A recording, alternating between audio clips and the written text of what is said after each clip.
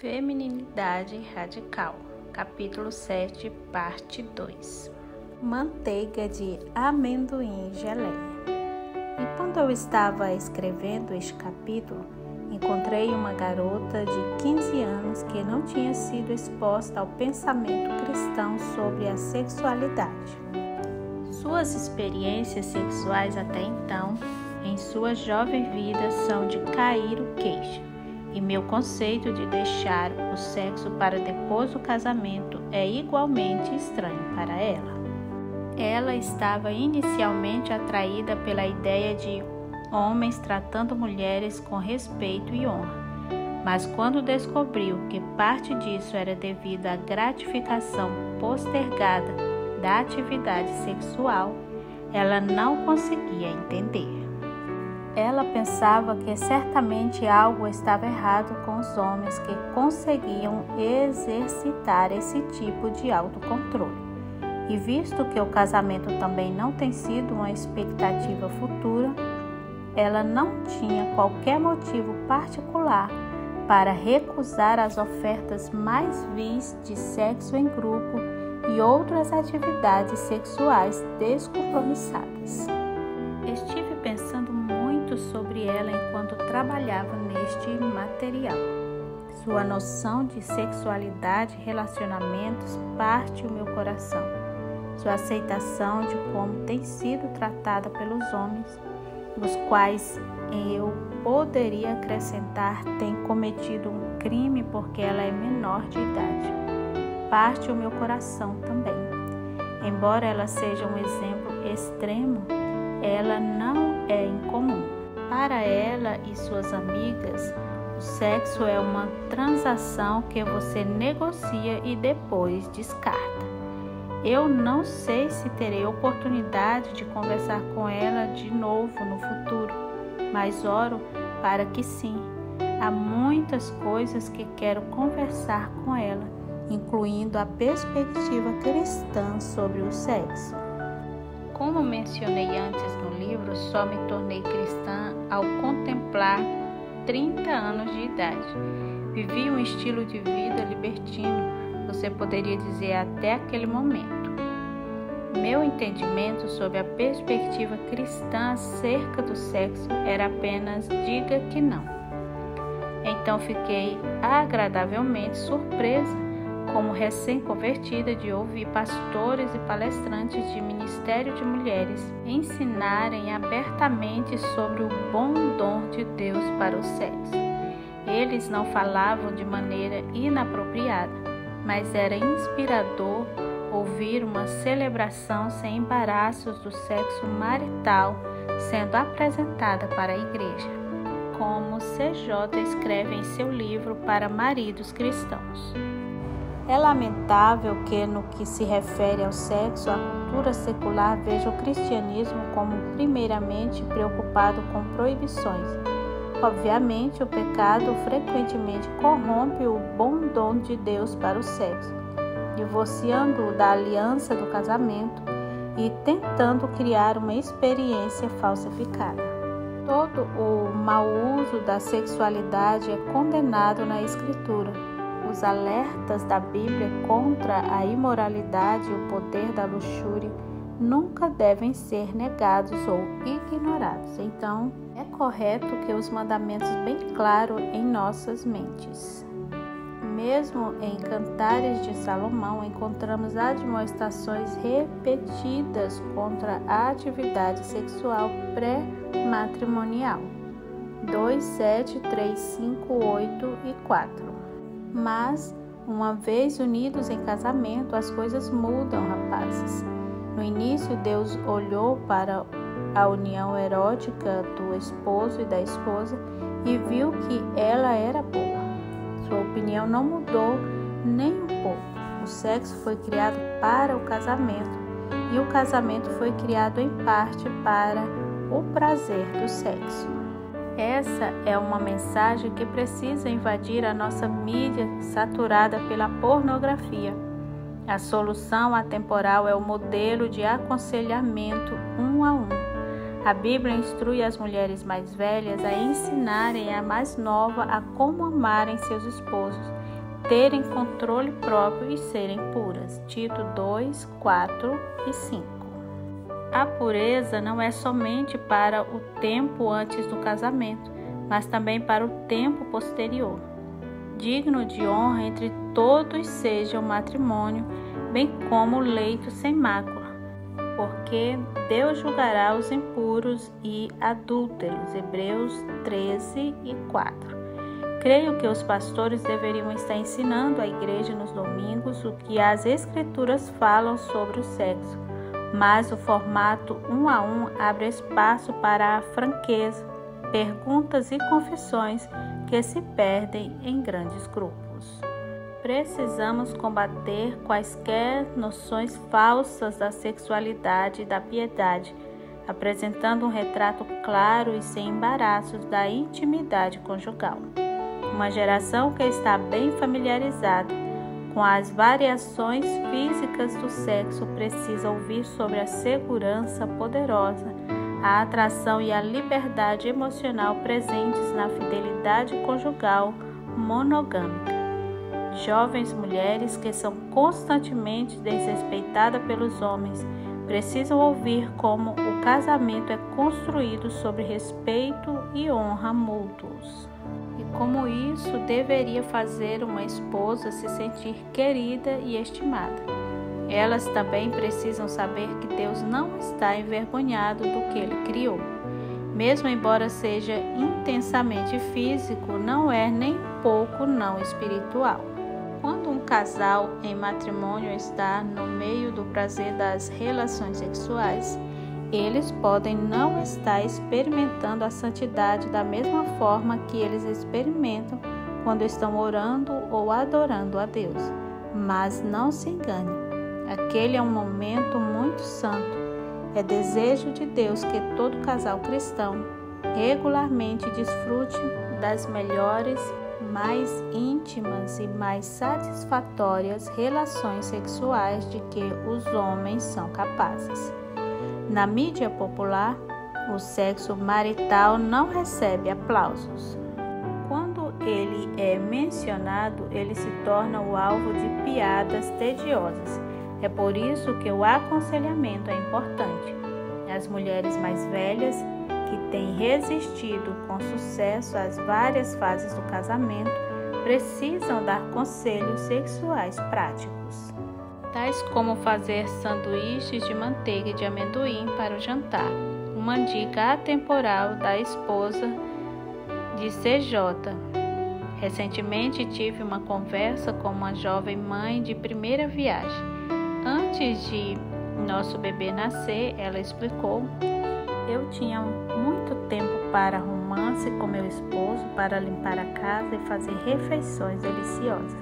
Mas agora há dias, quando ainda estou de pijama às 3 da tarde, porque passei toda a manhã cuidando de meu recém-nascido.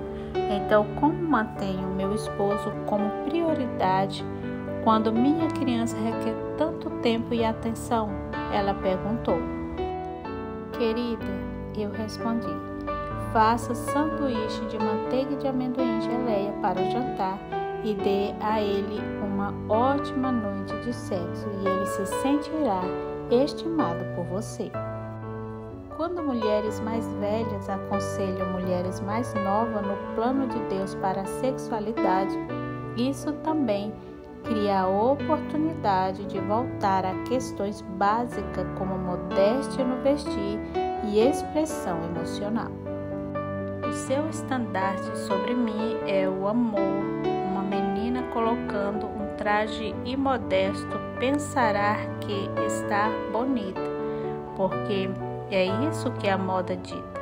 Seu traje pode não ser um reflexo verdadeiro de seus valores, mas é o que ela pode comprar.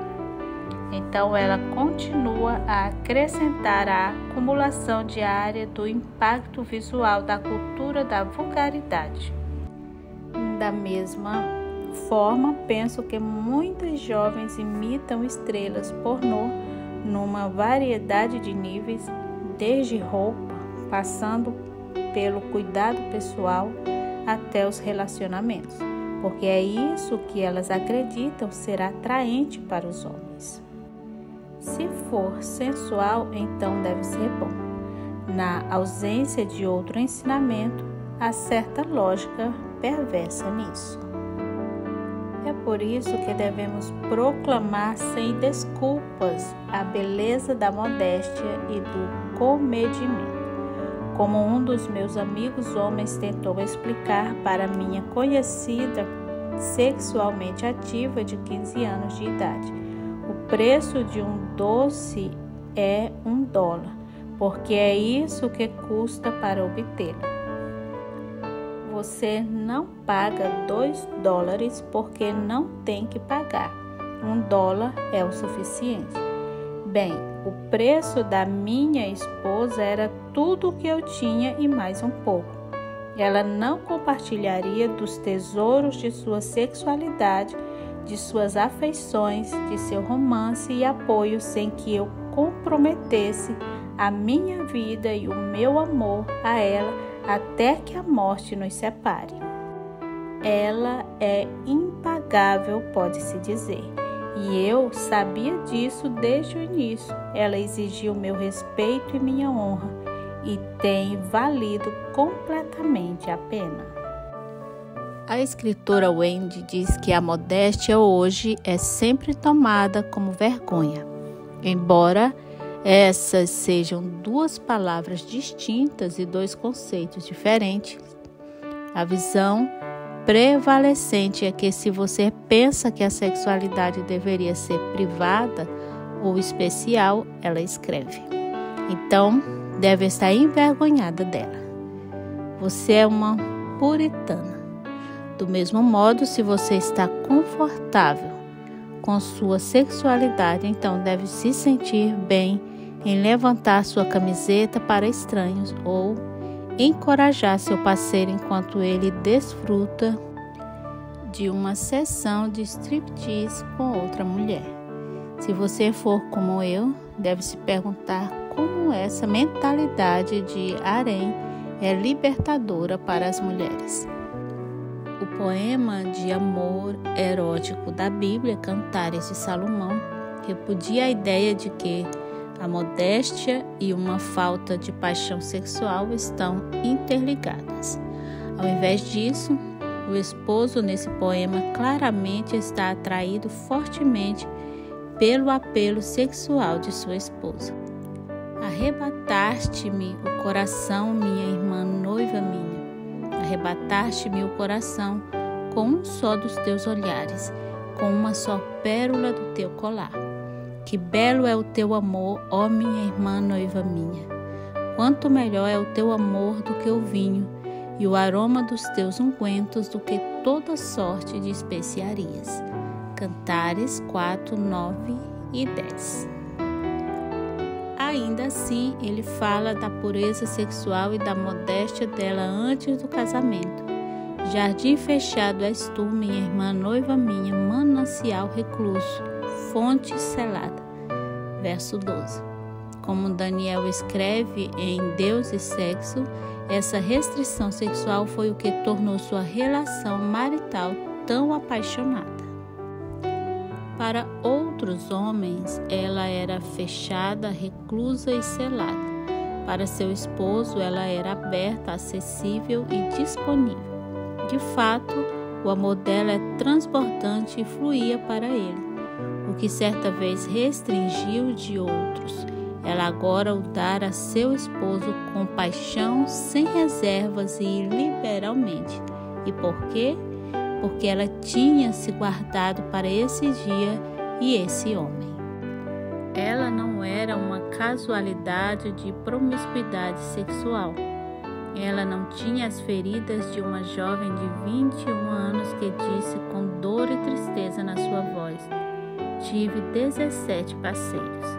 Parceiros demais, eu acho. Pureza e prazer andam de mãos dadas no que se refere ao sexo. Seja específica com sua disponibilidade. A espera vale a pena. Eu desejo que as jovens entendam esse princípio.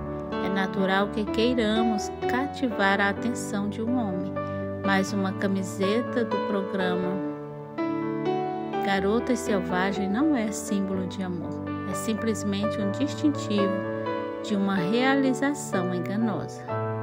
Ela não transmite qualquer segurança duradoura, nem honra, nem mesmo atração. A noiva em Cantares de Salomão fala de algo muito mais precioso. Leva-me à sala do banquete e o seu estandarte sobre mim é o amor. Cantares 2 e 4. Essa noiva recebeu a afirmação e a aclamação públicas e ela se veste de amor de seu esposo como uma bandeira. Ao invés de insegurança e desapontamento, essa mulher se deleita em seu status. Sustentai-me com passas, confortai-me com maçãs, pois desfaleço de amor. Verso 5. Ela não é uma casualidade sexual nem uma parceira descartada. Ela é celebrada e estimada e está intoxicada com a atenção sexual de seu esposo. Essa é a mensagem que as jovens de hoje precisam ouvir. O plano original de Deus para o sexo ainda é o melhor. O Salvador da Sunset Boulevard. Há muito mais questões a serem exploradas do que há espaço neste livro. O sexo profissional é uma delas. Mesmo antes de as guerras pornô dividirem o feminismo, havia um contingente tentando descriminalizar a prostituição para melhorar as condições das profissionais do sexo. Embora algumas delas em países desenvolvidos possam escolher entrar nessa ocupação, muitas milhares mais ao redor do mundo são vítimas de tráfico humano para o turismo sexual. Há um testemunho de uma mulher que era prostituta durante o tempo em que algumas feministas da segunda onda começaram a fazer campanha para a descriminalização da prostituição. Ela, de fato, entrou na prostituição por sua livre vontade, mas não permaneceu nela voluntariamente. Essa é uma diferença importante e uma que suspeito ser verdadeira para muitas outras mulheres como ela. A primeira vez que eu ouvi seu testemunho, fiquei chocada. Nunca em milhares de anos eu pensaria que essa mulher quieta e gentil, que amava atividades rurais e louvores, tivesse certa vez andado pelas ruas de Hollywood. Mas essa é a maravilhosa obra transformadora da graça de Deus. Ele realmente nos faz novas criaturas em Cristo. Jen tinha cerca de 5 anos de idade quando seus pais se divorciaram. Ela era a mais nova de 5 filhos, com 2 irmãs e 2 irmãos mais velhos. O divórcio dividiu a família. Naquele momento em diante, ela nunca mais viveu com todos os irmãos. Não demorou muito para que sua mãe se casasse novamente. O padrasto de Jen era muito parecido com seu pai biológico. Ambos eram alcoólatras. Embora sua família fosse bastante desestruturada, como ela recorda hoje, Jen é grata por ninguém nunca ter abusado dela física ou sexualmente. Ela cresceu em Arkansas, alternando entre morar com sua mãe, seu pai e sua irmã mais velha. Ninguém na família tinha muito dinheiro, mas eles sempre tinham tempo para fazer festas. Observando o estilo de vida dos adultos ao redor dela, Jen decidiu que ela seria diferente. Eu era uma daquelas crianças que costumava dizer que nunca fumaria, beberia ou falaria palavrões, ela relembra. Claro, aquelas foram as 3 coisas que acabei fazendo. Comecei a me drogar com a idade de 12 ou 13 anos. Então, de alguma forma, meus pais tentaram me direcionar para o caminho certo, mas eles mesmos não seguiam esse caminho. Então, o que poderia fazer? Quando ela era muito nova, a família periodicamente visitava uma igreja pentecostal numa pequena cidade do Arkansas. Quando tinha mais ou menos 12 anos, Jane visitou uma igreja batista com sua mãe e seu padrasto. Eu me lembro de pensar em diferentes momentos de minha vida sobre: Deus é real? Existe céu ou inferno? Durante o terceiro ano do ensino médio, Jane estava morando com uma irmã mais velha e trabalhando durante meio período. Ela não gostava da escola e suas notas tinham caído. Não havia uma autoridade real em minha vida, ela disse. Então eu simplesmente deixei a escola e comecei a trabalhar em jornada integral como garçonete. Foi lá que ela conheceu Kevin, um cafetão bem conhecido. Havia cafetões e prostitutas que vinham para aquele restaurante o tempo todo. Jane recorda. Eu olhava de fora para tudo aquilo e via o brilho. As roupas boas, os carros legais, o dinheiro fácil. Eu tinha um pouco de medo disso tudo, mas ainda assim isso me atraiu. Eu também estava um pouco familiarizada com o estilo de vida, porque minha irmã tinha sido prostituta por um tempo, embora não quando eu morava com ela. Então, no fim, o apelo se sobrepôs ao medo. Na época em que Jane começou a namorar Kevin, ele já tinha uma prostituta trabalhando para ele. O pai de Kevin era um cafetão também, embora sua mãe não fosse prostituta e tivesse permanecido casada com seu pai. Nenhum desses fatos desencorajou Jane. Eu já gostava dele de longe, antes de nos envolvermos, ela disse. Kevin tinha charme. Ele era legal, ele se vestia bem, ele era atraente. Namorá-lo levou à expectativa de trabalhar para ele. Jane estava atraída por Kevin e acreditava que o amava, então ela concordou. A primeira vez foi no Texas. Havia uma área onde as garotas trabalhavam. Você acenava ou dizia: "Você quer uma parceira?" Eu estava com medo. Quando estava com esses homens, eu me preparava mentalmente contra isso porque não gostava. Eu não gostava de tê-los me tocando. Eu queria que acabasse o quanto antes. No Texas, eu tinha que entrar no carro com um homem e dirigir para algum lugar. Então tinha de ir com ele e esperar que ele não fizesse nada de estranho. Jane ficou com Kevin por menos de um ano, mas foi detida e presa várias vezes por prostituição nos estados de Arkansas, Texas e Califórnia. O departamento policial contra vícios vinha e colocava medo nas prostitutas. Eu me lembro de a polícia no Texas parecer realmente se importar, tentando nos convencer a deixar aquela vida. Com 2 meses de relacionamento com Kevin, começou a abusar fisicamente de Jane. Ela queria deixá-lo, mas então sempre voltava por razões que não são claras para ela mesmo hoje em dia. Acho que o que mais me impulsionava era o medo que sentia de Kevin. Se eu não conseguia dinheiro suficiente, ele ficava chateado. As coisas mais estranhas podiam provocá-lo, ela diz. Na última vez que ele abusou de mim fisicamente, nós estávamos na Califórnia juntos. Ele pegou um ferro e me atingiu num dos lados da minha cabeça. Eu tive de levar pontos na minha orelha e fiquei com os 2 olhos roxos. Eu não trabalhei por cerca de 1 semana. No dia que voltei, não estava bem. Não consegui muito dinheiro naquele dia. Não havia mais qualquer confiança. Eu realmente pensei que ele me mataria. Jane nunca ficou com o dinheiro que fazia.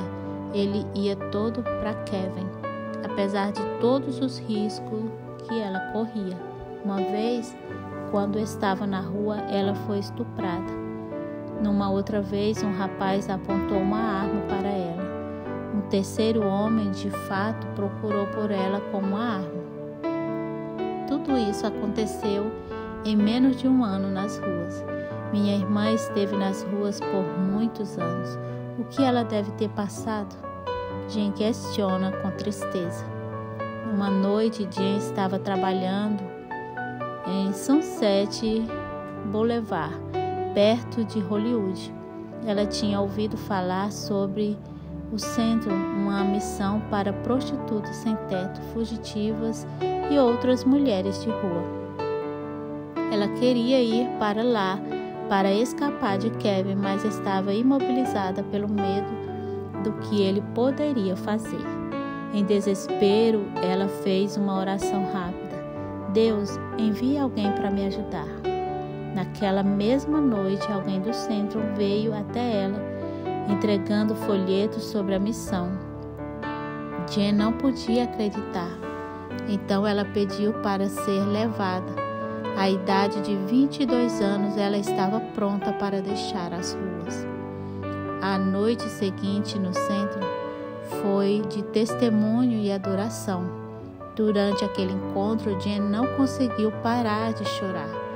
A mãe da casa, uma mulher em torno dos 60 anos, notou a reação dela e a chamou para o seu escritório a fim de compartilhar o evangelho. Elas acabaram orando juntas para que Jen se arrependesse de seus pecados e recebesse o Senhor.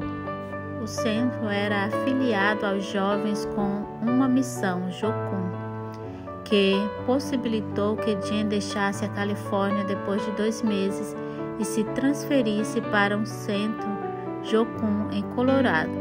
Ela realmente queria ir para longe de tudo, o que a fazia lembrar de Kevin e sua vida anterior. Ela não podia imaginar outra razão senão a proteção de Deus por Kevin ter sido mantido longe dela. Eventualmente, Jen se mudou para outro centro, Jocum, no leste, e ficou lá por vários anos, trabalhando em muitos centros de treinamento Jocum. Ela eventualmente deixou a Jocum para um emprego em tempo integral. Ao mesmo tempo, ela tinha se juntado a uma nova igreja e criado um novo círculo de amigos. Seu comportamento tranquilo e suas credenciais da Jocum levavam muitos a supor que ela tinha crescido numa família cristã, indo para a igreja toda semana e levado uma vida relativamente protegida. Jen, discretamente, guardou segredos sobre sua história. Num certo ano, ela foi convidada por uma família da igreja para passar o Natal com eles. Eles também convidaram outro adulto solteiro, um homem chamado Matt. Jen tinha notado Matt quando foi àquela igreja pela primeira vez, pensando que ele tinha olhos misericordiosos. Mas ela não esperou que ele a notasse. Matt era o bom garoto, aquele que se tornara cristão no ensino médio, através do evangelismo, e nunca tinha fumado, bebido ou usado drogas. Ele também era virgem, esperando pelo casamento para experimentar o sexo com sua esposa.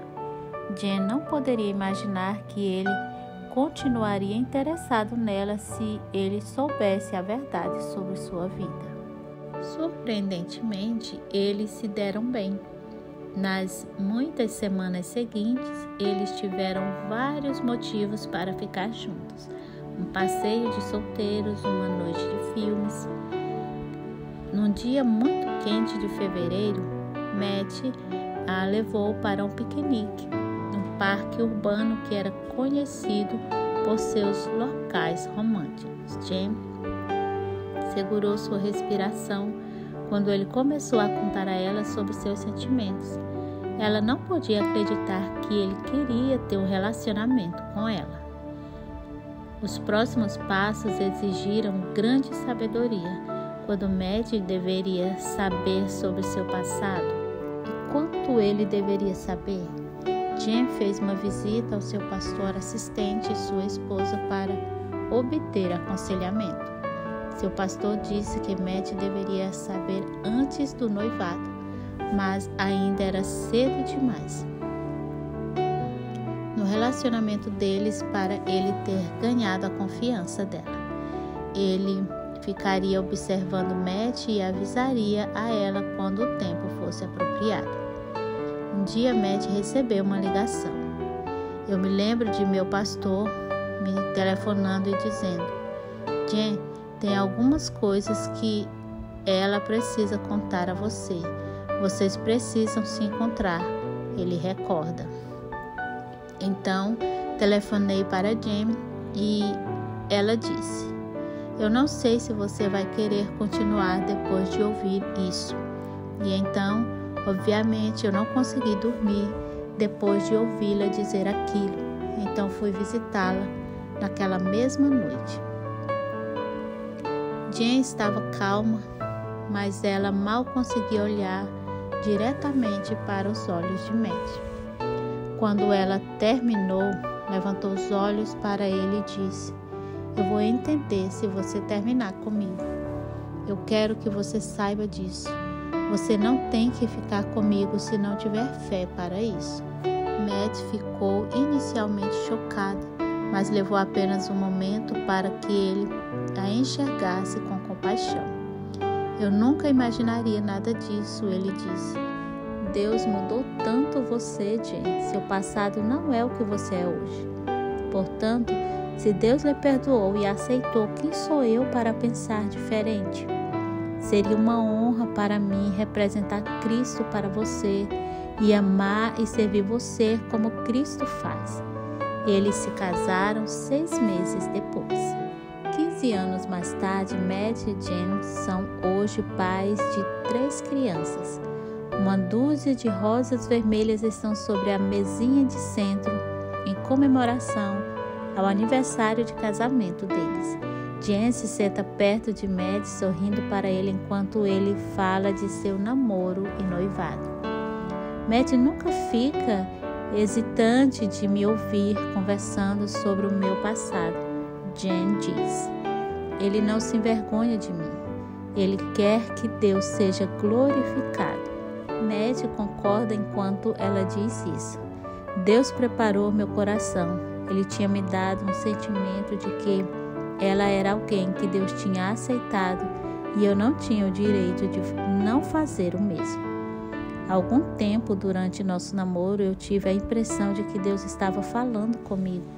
Basicamente era: Jen é minha filha e se você falhar com ela, você terá de lidar comigo. E isso é algo que ainda se aplica hoje. Eu tenho uma responsabilidade diante de Deus de tratar bem sua filha. Virando-se a fim de olhar para sua esposa, ele acrescenta com uma risada: então, eu estou surpreso de que ele ainda não tenha vindo lidar comigo. Em sua história, Jen mencionou ter sido fisicamente abusada. Penso que é importante pontuar que esse é um pecado aos olhos de Deus. E a igreja precisa responder de forma bíblica e cuidadosa a essa questão. Embora o abuso físico e sexual sejam historicamente preocupações dentro de círculos feministas, e com razão, eles não são um tema exclusivamente feminista. Então, eu não tratei muito deles neste livro. No entanto, eu realmente quero direcionar você para o apêndice, onde há 2 breves artigos que claramente afirmam uma perspectiva centrada no Evangelho e fundamentada na Bíblia acerca de abuso.